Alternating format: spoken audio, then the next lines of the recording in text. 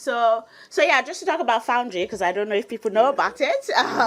So Foundry is basically how we support independent artists globally. And I think it's been on for, if not about 7 or 8 years. We had people from, Dua Lipa and Dave, and these people were, Foundry cohort members. And this year we have Black Sherif. On our Global Foundry class. Hopefully for next year we should have a number of artists, young artists. Yes, I'm even advocating. No, but is there a set number of 6 artists from a particular country that can be part of the Foundry class? Technically, no.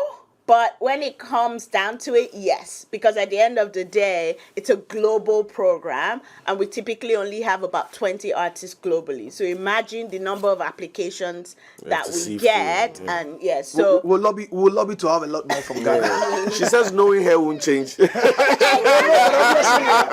won't change, but at least I will let you know that the application is now open, so you should apply. We'll apply with our brightest. How does the I just needed process to work? speak on the Foundry and then some of the key things that they will do. Exactly. So with Foundry, we basically support like your new music. We help support your releases. So we also train you on release strategies. So Black Sherif, for instance, has new music coming up. We're already working with him and his team.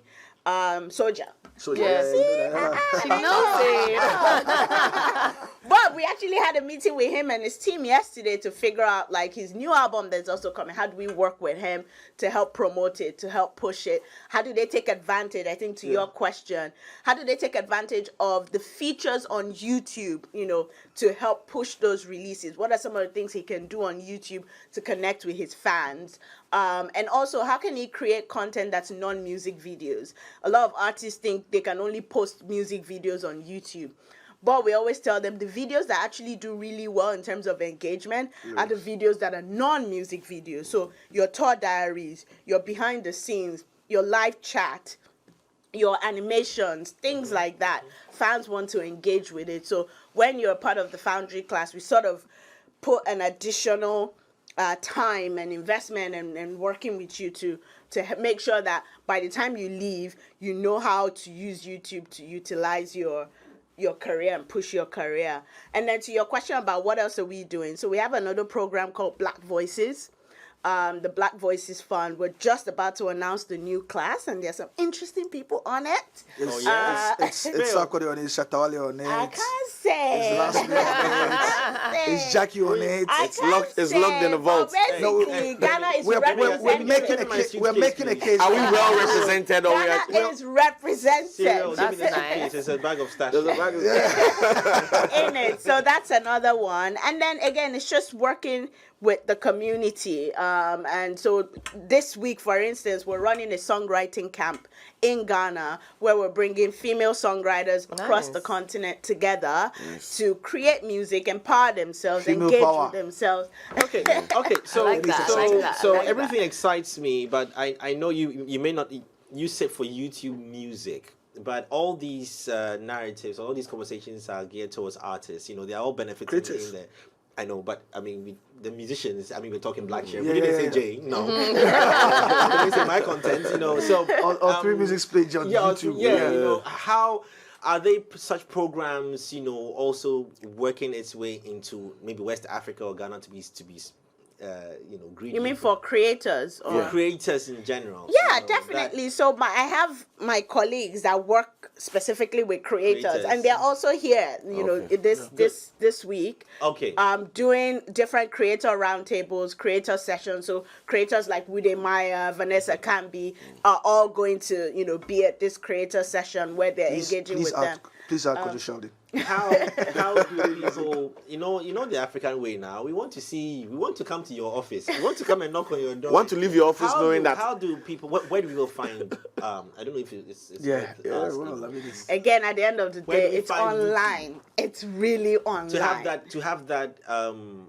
People don't need the human interaction. Yeah. People really feel like, and sometimes we've had people. Into an office, yeah. Yes, we've had people walk into our office and they're demanding an answer, and most of the time we're like, we don't know, or you're talking to the wrong team, you know. Or we could say, okay, let's go online. Like I said, when someone sends me an email, I'm going online because I'm realizing, okay, even me, I don't have the answer off the top of my head, but I'm going online and we have resources there.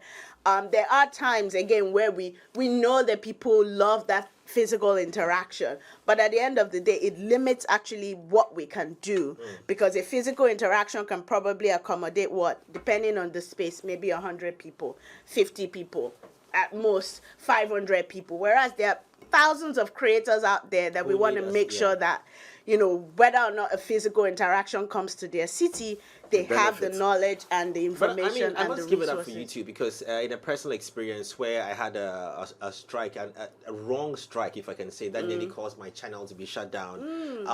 I reached out, you know, at first I appealed, it didn't work out. Right, exactly. I didn't get any.